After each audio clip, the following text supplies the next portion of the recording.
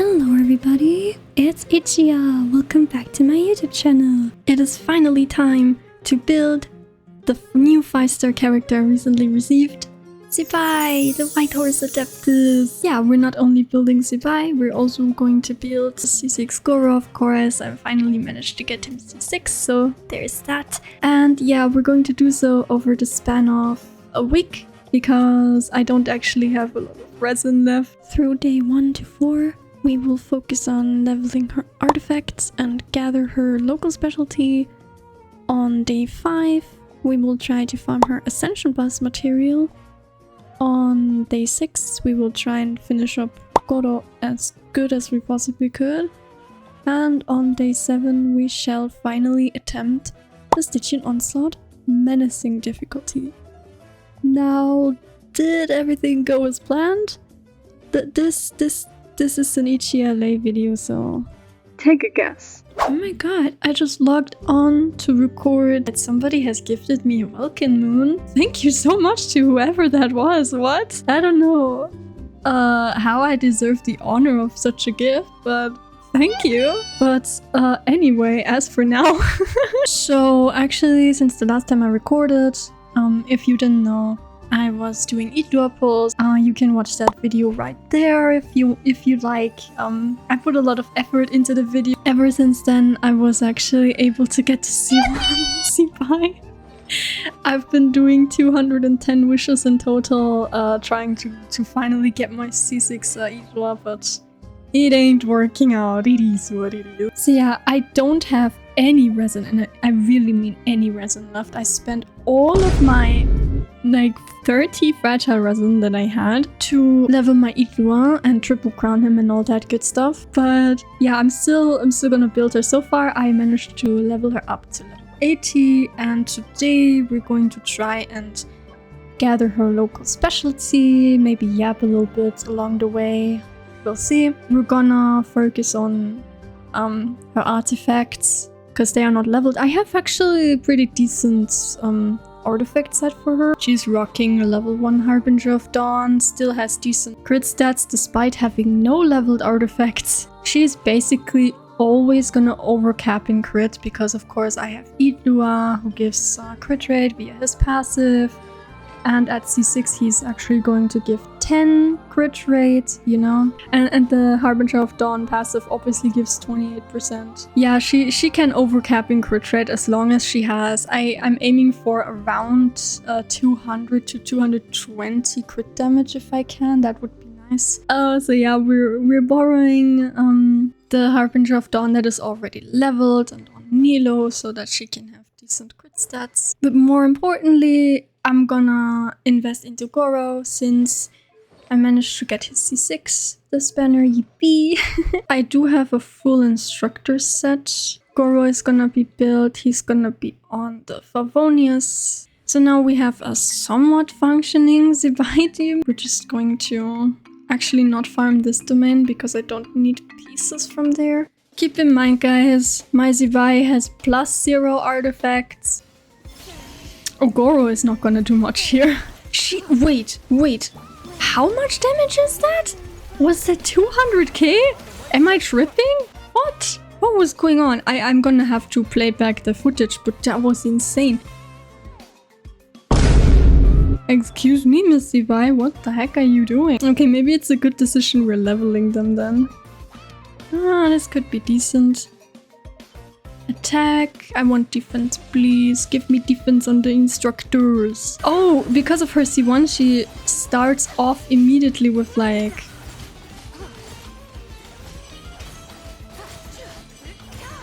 What the heck? That is so fast. She's not even leveled. This woman is so fast. What the heck? I'm so speechless. Guys, I've never really had a lunar DPS, so this is a first for me. Oh my goodness, what? Okay, that's not good. That's also not good. Instructor, nope. Okay. She's so insane! Her C1 made such a big... Like, guys, I'm not joking. Her C1 made such a big difference.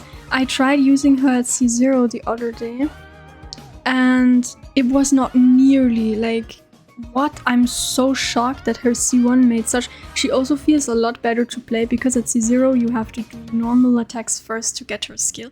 It might not be a big deal, of course, but I really think that her C1 kind of really improves her quality of life. I don't know. I'm glad I got her C1 now. Oh my goodness! What? Oh my god, that's a Durin piece! Okay.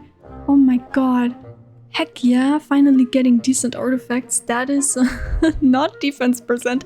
The one time I want defense percent, I don't get it. That's not a good artifact. And no more instructor pieces. Okie dokie. It's okay, I want to level this defense goblin first, actually.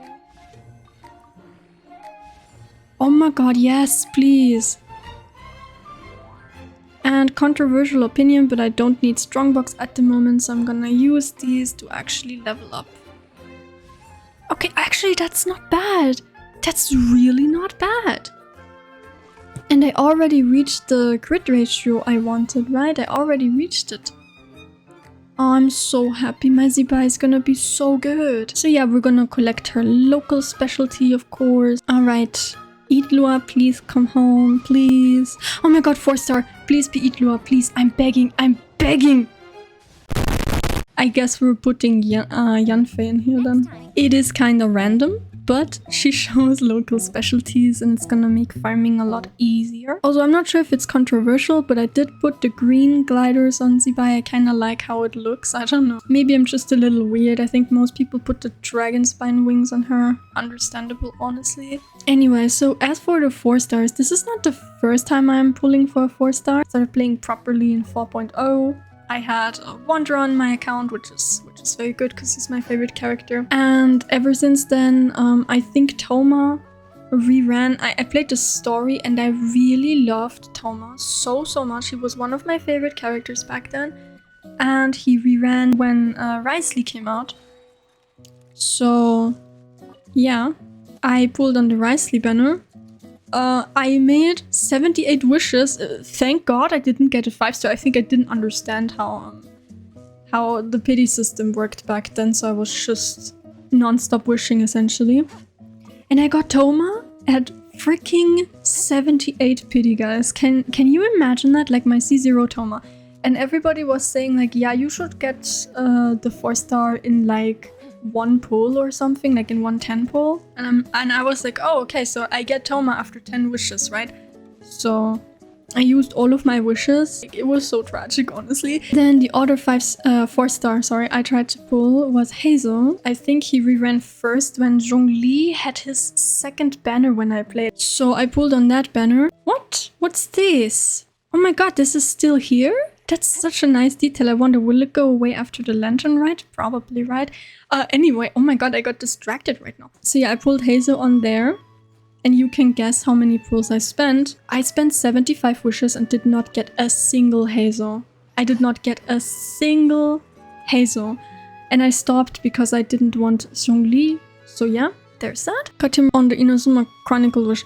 And it took so long for me to just get his heckin' C0. Like, literally, it's bad. It's really bad. The 4-star problem is really bad. I still have yet to get a single Ian-san. I pulled on her banner when she first released. I pulled on Cloud Retainer because I don't really like Varessa. So I pulled on Cloud Retainer's banner. But guess what? I got Cloud Retainer in like 20 pulls, which wasted my guarantee. Very sad about that. And no Ian-san, not a single Ian-san. My account is still Ian-san-less. I am not risking pulling on Ian-san on a banner ever again. It's just not worth it. I don't know, guys. I'm so upset with the 4-star system. Like, they should definitely make it so that you can set a path for the 4-stars.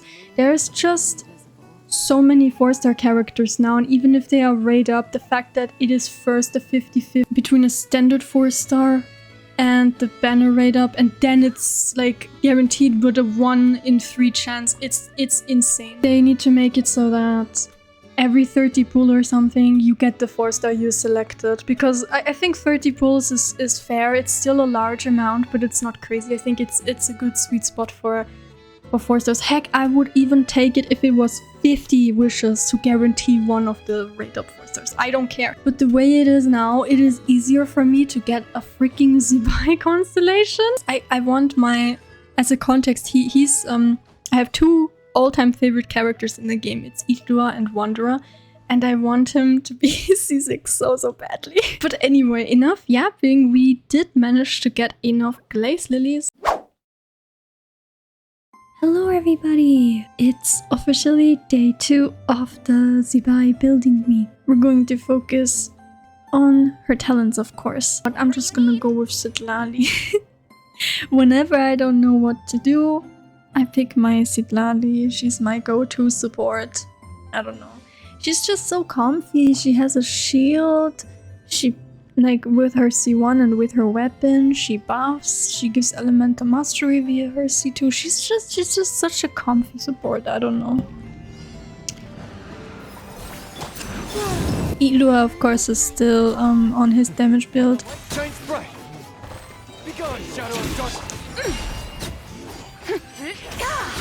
Did they just die with like 1 skill use? Okay, I know this domain is very easy, but still, that surprises me. I'm literally not getting any like silver books. I'm getting so many gold ones, but I need the silver ones. What? She does really good damage, just like that. I don't know. The way I constantly switch back to Idua because I want him on the screen is also so funny.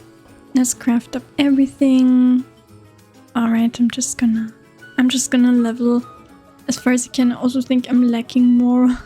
So let's see how far we can take it.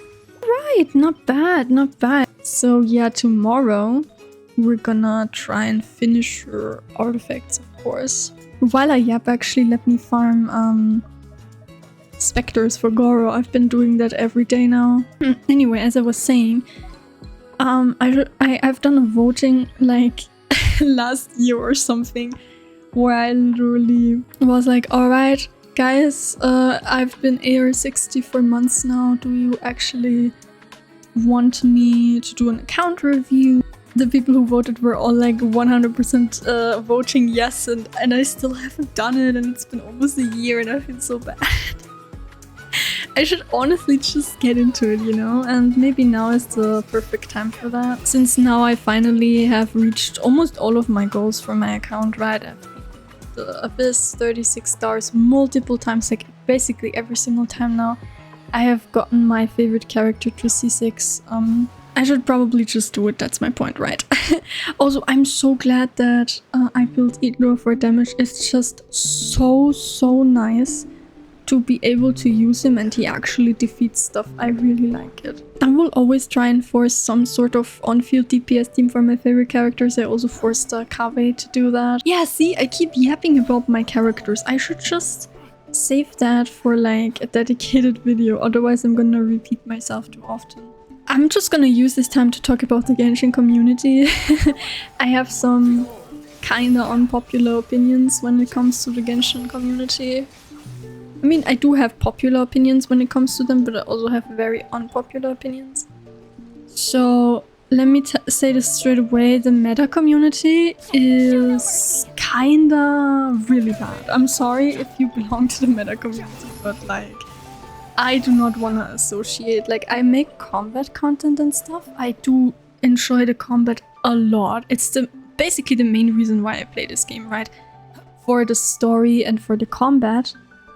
And the meta community is just so bad, guys. Like, actually, they constantly tell you who to build and what to do and who's good with who and whatever.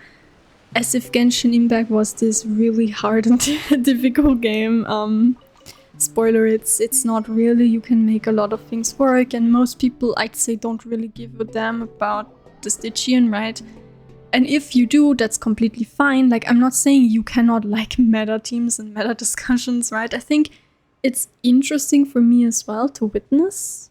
Like, I like to inform myself and to be aware. But I would just rather build my favorite characters and make teams that work for them and clear with my favorite characters. Rather than hit like, I don't know, 6 million damage nuke with Mavuika, who I despise. Like, Mavuika, one of my least favorite characters. Like, guys, do you have any idea how many people told me it's weird for me to pull C2 Sitlali without a Pyro DPS? I mean, now obviously I have Durin, right? But back in the day, I didn't have a single Pyro DPS. I'm not joking, I had 0 Pyro DPSs. Everyone was like, why are you pulling a C2 Sitlali if you can't even use her properly? Like, give her to me. And I'm like, you know why I pulled C2 Sitlali? Because I love her. Like, literally, that's the reason. I love her. That's why I pulled constellations for her. So, editing Ichia here. I think I didn't do a good enough job at explaining what I actually meant. So here I'd like to add a few more things. This is not meant as throwing shade towards people who just genuinely enjoy building meta teams and hitting big numbers. I was simply ranting a little about the people who tell me personally how to play my game, and I think a lot of people kind of share this experience. For example, I make videos using Wanderer and just characters I love together in a team in general. And usually I explicitly state that it's not guy content and that I'm just doing it for fun. But I'll still get people telling me, well, at this point, just use character X instead. They will do more damage. Even though the point of the video is kinda literally to use the exact characters that I'm using. Yeah guys, if I need advice, I'll ask for it, I promise. Otherwise, I'm just trying to have fun, really.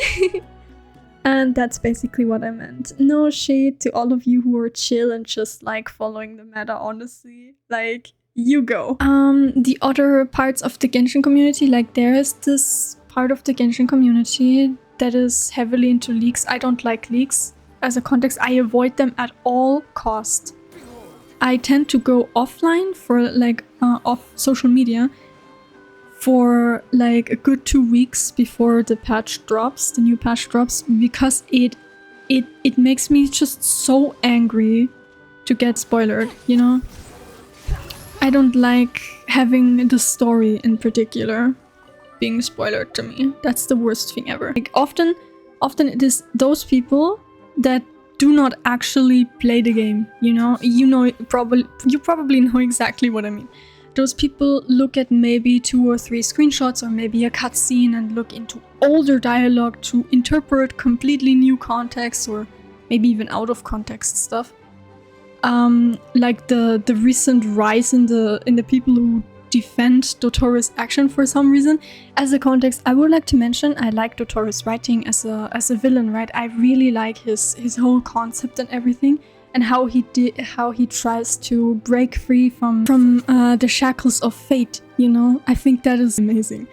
And the people who try to defy his like actions and make him into some tragic hero is just completely mischaracterized. It's literally not who he is. But as I was saying, people who constantly doom post about characters before they even release, people who constantly, like, who don't even play the hacking game and mischaracterize many characters. Wanderer is, I think, a very good example of that. Do you have any idea how many people comment on my Inazuma only series telling me Wanderer is a Sumeru character? It makes me want to bash my head against the wall. Like, yes, he's a playable Sumeru character. Sumeru is his newfound home. My point is, yes, he's heavily associated with Sumeru, but his roots are in Inazuma. Like, everything about him, if you look at him, everything about him is Inazuma. He's literally based on Yamabushi or Shugenja, which, if you don't know, Shugendo is a religion in Japan that kind of combines elements from Shintoism and Buddhism. And it's just its own thing, right? And he heavily combines many of these aspects, and it's very Japanese. And guess what? Inazuma is based on Japan. Just because he lives in Sumeru now does not erase his nationality. And the way I have to explain this so often, it just gets tiring at some point. Do people just not play this game? Do people just not read the lore? I don't know. Especially in case of him, you could do one quick Google search and it would immediately answer you that he's an Inazuma character, like immediately. Also, because people have been saying it, you could use him for a Sumeru only challenge as well, because he's so heavily associated with Sumeru, right? Like, why the heck not? Why can't we use him for both? Why can't we use him for Sumeru only and for Inazuma only? He kinda has a foot in both of these nations, I don't know. In the same way Shiori now lives in Fontaine, I would also like vibe with Shiori in Fontaine only, or with a Thoma in Mondstadt only, you know, because Thoma is actually from Mondstadt. I'm sorry, I'm getting salty. But these people are always the loudest about the lore. It's always the people who have no idea about the story who are the loudest about the story and about complaining. You shouldn't waste your energy on a game you don't play anyway. And if you care so much about the story, why wouldn't you just play and experience it? Like, I don't understand the logic behind that. Anyway, this is enough yapping. I thank you so much for watching day 2. And I'll see y'all in the next few days farming artifacts for Miss Zibai and hopefully gearing her up for the Stygian. Hello everybody! Welcome back! It's officially day 3, yippee! We will finish leveling her artifact. I'll be using Zibai, of course. Lofty wisdom will show us the way! Oh my god, this is like one rotation, guys. This is... I don't know, she's so insane. Of course, I will use Goro in this team. I don't really care about the Harbinger of Dawn passive, honestly. We're just going to level her artifacts with this, so it's fine. Oh, we should be able to finish her goblet at least, right? Oh my god, that's... Okay, guys, actually, that's really good. That's a really good goblet. That one's rolling horribly. Please roll better. That's not great. My crit rate is actually really not good. Now it's just mocking me. Okay, guys, you know what? I'm 100% gonna reshape this one. Anyway, I didn't have much to record for day 3, so... Yeah, I see you on day 4. Bye-bye. It's officially day 4. Yippee! Of course, we're still farming artifact materials, mostly EXP at this point for Zibai. I kinda was a little bit disappointed with her gameplay at first, but for some reason her C1 just made it really like a lot better for me. I can't describe it. I don't know why it is, but it is this way. Like, I can just start right away with 2 skills almost, and it takes like no time to get the other ones. Let's finish. Not finish. We can't finish. I would be surprised if I can level this to 20 with this. Oh, never mind. I could level it to 20 because double EXP. But you can see how awfully this rolled. So I'm gonna do it, guys. I'm gonna waste 2 feathers on this. Well, it is better, but at what cost? I cannot afford any more crit rate. I'm like overcapping so hard, guys. 3 days worth of artifact farming enables you to get 2 artifacts to plus 20. On day 5, I actually finished leveling her artifacts and they are pretty good, as you can see. And then I got curious and tried the Stygian Onslaught. First, I geared up my Columbina, of course, giving her the Favonius Codex and also my Idua with 4-piece Archaic Petra and EM Focus. And I ultimately decided, you know what, fine, I'll take that level 40 Goro into the Stygian and, well, just rolled with it, I guess.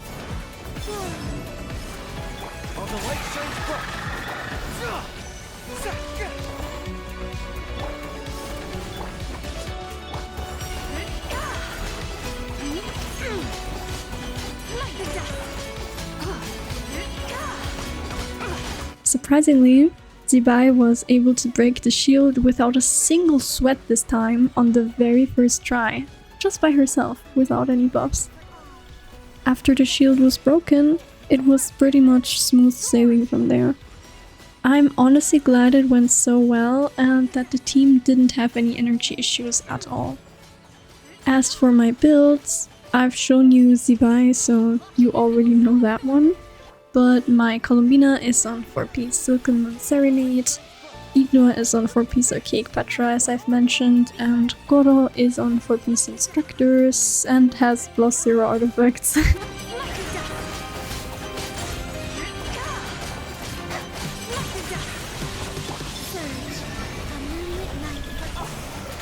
Light compels you.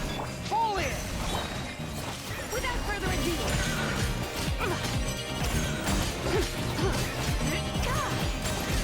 Like the dust.